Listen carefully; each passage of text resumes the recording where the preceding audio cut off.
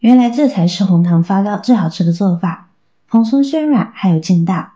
今天就把做法毫无保留的分享给大家。记住以下要点，你也能做出软糯 Q 弹的糕点来。大家好，我是罗罗妈。做法很简单，一起跟着视频看看是怎么做的吧。首先根据个人喜欢的甜度，准备适量的红糖粉，再往里边加入300毫升的温水。我们先把红糖搅拌溶解。今天所需要用到的材料呢，非常的简单，都是家里常备的。把红糖彻底搅拌溶解后，我们往里边呢加入4个酵母粉，再把酵母搅拌溶解开。注意加入酵母时，水温呢不要超过45度。酵母喜欢35到45度的温度，也就是刚刚烫熟的水温。多数人习惯把酵母直接放入面粉中，这样做是不对的哦，会影响发酵的效果的。所以需要提前把酵母搅拌溶解。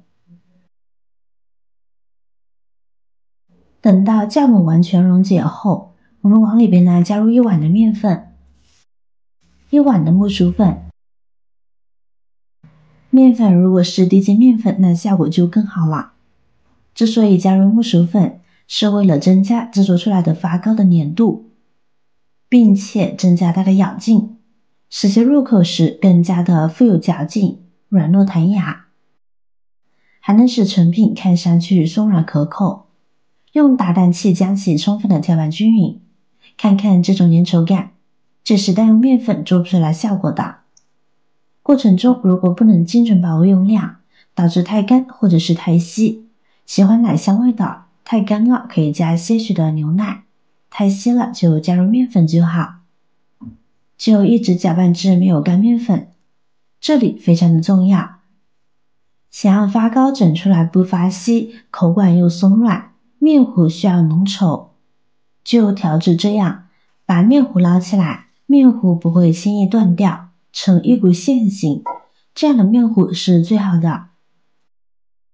接下来我们准备一个密网，把面糊过滤一遍，这样会更加的细腻些，避免一些没有被搅拌的面粉颗粒呢残留在里边。最后这里呢会有点粘稠，我们可以借助工具给它铲一铲，这样变得细腻些就很容易过滤了。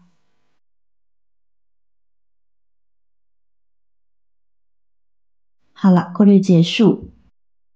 我们往上边套上一层保鲜膜，整理好，拿到温暖的地方发酵至原来的2倍大。根据当地气温，温度太低呢，可以放入热水中增加温度的。大概20分钟过去了，现在我们来看看，发酵好的面糊明显膨胀至原来的2倍大，表面有小孔。这时再用工具充分搅拌面糊，把面糊里面的空气排出去，直到没有明显的大气泡才可以。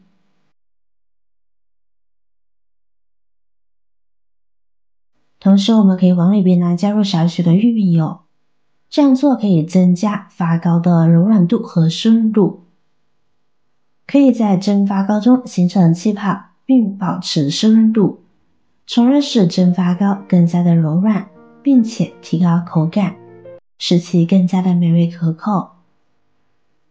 想要发糕的口感细腻松软，搅面糊的时候呢，可以多搅一搅。这个搅面糊的过程中，其实就是相当于揉面了。进行充分的搅拌后呢，先放一边。跟着我们准备一个模具，往里边呢加入少许的食用油，再用刷子均匀的刷开，边边角角都要刷到，这样待会儿更容易脱模。现在我们把面糊倒进来，如果没有模具的话，可以用家里的盘子、碗都行。面糊倒进来，我们再震荡几下，多震荡一会儿，可以排出里边的气泡，这样内部组织会更加的瓷实。然后呢，就可以放入蒸锅中啦。水开放进来，盖上盖子，上气之后蒸25分钟。亲爱的朋友们，制作视频不易，您的每一个留言和每一个点赞、关注都是我前进的动力。如果觉得我的视频对您有帮助的话，请您给我点个赞吧，感谢您的支持。时间到，不用焖，直接打开盖子。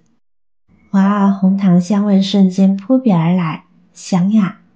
这里不确定熟没熟的朋友，可以用牙签擦来试试。没有熄灭火就说明熟透了，可以出锅啦。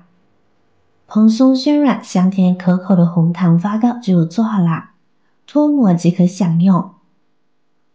红糖松糕学会这样做：热吃松软，凉吃松松软软又劲道。如果一次做得多，可以用保鲜袋装好，放到冰箱里冷冻保存，吃的时候再蒸一下就可以。好吃又营养，吃上一次就念念不忘哦。如果您也喜欢的话，不妨收藏起来试试吧。如果您看完有食欲，或者您有更多的想法和建议，欢迎在下方评论留言哦。记得点赞、转发、分享哦。点击我的视频头像，还可以观看更多的美食和生活技巧。别忘了关注我哟。感谢您的支持，我是乐乐妈，我们下期再见啦。